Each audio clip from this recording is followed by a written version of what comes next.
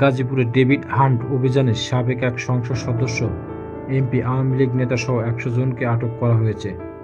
গতকাল রোববার রাতে অভিযানে জেলা পুলিশ ২১ জন ও মহানগর পুলিশ ৭৯ জনকে আটক করে। গাজীপুরের শ্রীপুর থেকে আটক করা হয়েছে আত্মগোপনে থাকা সিরাজগঞ্জ ৬ আসনের আওয়ামী লীগের সাবেক এমপি চয়ন ইসলাম ও কাশিমপুর থানার ১ নম্বর ওয়ার্ড আওয়ামী লীগের সাধারণ সম্পাদক শামসুল আলম গায়েন।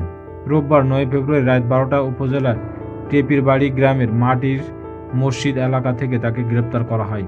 স্থানীয় সূত্রে জানা গেছে, গাজীপুর শ্রীপুরের উপজেলার টেপিরবাড়ি গ্রামে মাটির মসজিদ এলাকায় মরহুম খায়রুল ইসলাম মিলনের মালিকানাধীন ৬তলা ভবনের ৪তলা একটি ফ্ল্যাটে দীর্ঘদিন আত্মগোপনে ছিলেন সিরাজগঞ্জ আসন থেকে আওয়ামী লীগের মনোনয়ন সংসদ সদস্য হওয়ায় চয়ন ইসলাম।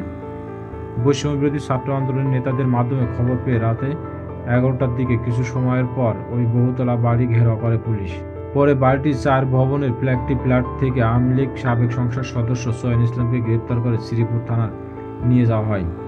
এরপর বাড়িটিতে আরও অপরাধী বা মামলার আসামি থাকতে পারে এমন সন্দেহ ফের অভিযান শুরু করে পুলিশ। ঘটনার সত্যতা স্বীকার করে শ্রীপুর মডেল থানার ভারপ্রাপ্ত কর্মকর্তা ওসি মোহাম্মদ জয়নাল আবেদিন মণ্ডল বলেন, তাকে গ্রেপ্তার করে থানায় হেফাজতে রাখা হয়েছে। ঘটনার সত্যতা স্বীকার করে শ্রীপুর মডেল থানার ভারপ্রাপ্ত কর্মকর্তা ওসি মোহাম্মদ জয়নাল আবেদিন মণ্ডল বলেন, তাকে গ্রেপ্তার করে থানা হেফাজতে রাখা হয়েছে। এ বিষয়ে বিস্তারিত পরে জানানো হবে। এছাড়াও গতকাল রাতে গাজীপুর মহানগর যুব মহিলা লীগের সভাপতি আনোয়ার সরকারের উত্তরা থেকে গ্রেপ্তার করেছে গাজীপুর মহানগর পুলিশ। গাজীপুরের পুলিশ সুপার এসপি চৌধুরী সাবেক সাদেক সোমবার সকালে জানান, রাতভর অভিযানে গাজীপুর জেলা পুলিশ ২১ জনকে আটক করে। তাদের সবাই বিগত ফ্যাসিস্ট আওয়ামী লীগ সরকারের লোকজন। গাজীপুর মহানগর পুলিশের বিশেষ শাখার উপপুলিশ কমিশনার আলমগীর হোসেন বলেন, গতকাল দিবাগত রাত ১২টা পর্যন্ত মহানগরী ৮টা থানার পুলিশ বিভিন্ন এলাকা থেকে ৭৯ জনকে আটক করেছেন। সারা দেশে গত শনিবার বিশেষ অভিযান পরিচালনা শুরু করে যৌথ বাহিনী। এই অভিযানের নাম দেওয়া হয়েছে অপারেশন ডেভিড হান্ট।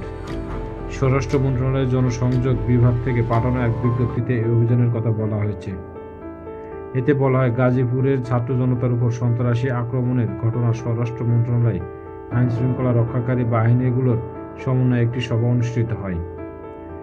এই সভায় অনুষ্ঠিত এলাকায় আইনশৃঙ্খলা পরিস্থিতি স্বাভাবিক রাখার লক্ষ্যে সন্ত্রাসীদের আইনের আওতায় আনতে যৌথ বাহিনীর সমন্বয়ে অপারেশন ডেভিড হান্ট পরিচালনার সিদ্ধান্ত হয়। এর আগে গত শুক্রবার রাতে সাবেক মুক্তিযোদ্ধা বিষয়ক মন্ত্রী আখম মোজাম্মেল হকের বাড়িতে শিক্ষার্থীদের উপর হামলার ঘটনা ঘটে। এর প্রতিবাদে পরের দিন গত শনিবার গাজীপুরে দিনভর বিক্ষোভ ও সমাবেশ করে বৈষম্যবিরোধী ছাত্র আন্দোলন ও জাতীয় নাগরিক কমিটি। বিক্ষোভের মুখে দায়িত্ব অবহেলার কথা স্বীকার করে ক্ষমা চান মহানগর পুলিশ কমিশনার। প্রত্যাহার করা হয় সদর থানার ভারপ্রাপ্ত কর্মকর্তাকে। রাজধানীর শাহবাগ মোড়ে অবরোধ করে আন্দোলন করার সুপারিশ প্রাপ্ত সহকারী শিক্ষকদের ছত্রভঙ্গ করে দিয়েছে পুলিশ। সোমবার ১০ ফেব্রুয়ারি দুপুরে দেশের সরকারি প্রাথমিক বিদ্যালয় শিক্ষক পদে ৩য় ধাপে ঢাকা ও চট্টগ্রাম বিভাগে চূড়ান্ত ফলাফলের সুপারিশ প্রাপ্ত সহকারী শিক্ষকরা সড়ক অবরোধ করলে তাদের ছত্রভঙ্গ করে দেয় পুলিশ। এই সময় পুলিশ আন্দোলনকারীদের উপর লাঠিচার্জ করে। তাদের ছত্রভঙ্গ করতে পুলিশ জল কামান ও সাউন্ড গ্রেনেড নিক্ষেপ করে। আন্দোলনকারীরা ছত্রভঙ্গ হয়ে যাওয়ার পর সীমিত পরিসরে যান চলাচল শুরু হয়। আন্দোলন করা সুপারিশপ্রাপ্ত শিক্ষকরা বলেন, আমাদের নিয়োগ বাতিল করে যে রায় দেওয়া হয়েছে সেটি বৈষম্যমূলক। এই সরকার আমাদের নিয়োগের জন্য সুপারিশ করেছে, আবার আমাদের নিয়োগ বাতিল করা হয়েছে। এটি আমাদের সঙ্গে প্রতারণা। আমরা চাই দ্রুত যেন এই রায় বাতিল করে আমাদের নিয়োগ চূড়ান্ত করা হয়। সাব্বির সাদেক নামে এক আন্দোলনকারী বলেন, যতক্ষণ পর্যন্ত দাবি আদায় না হবে ততক্ষণ পর্যন্ত এখান থেকে সরব না।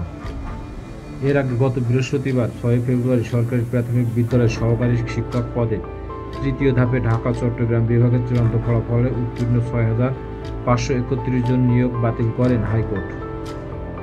মেধার ভিত্তিতে পুনরায় নিয়োগের নির্দেশ দিয়েছে আদালত। বিচারপতি ফাতেমা নজিব ও বিচারপতি শিকদার মাহমুদ রাজীব হাইকোর্ট বেঞ্চে রায় দেন। তার আগে গত বছরের ১৯শে নভেম্বর সরকারি প্রাথমিক বিদ্যালয়ের সহকারী শিক্ষক পদে ৩য় ধাপে ঢাকা চট্টগ্রাম বিভাগের চূড়ান্ত ফলাফলে উত্তীর্ণ ৬,৫৩১ জনের নিয়োগ কার্যক্রম ৬ মাসের জন্য স্থগিত করেন হাইকোর্ট।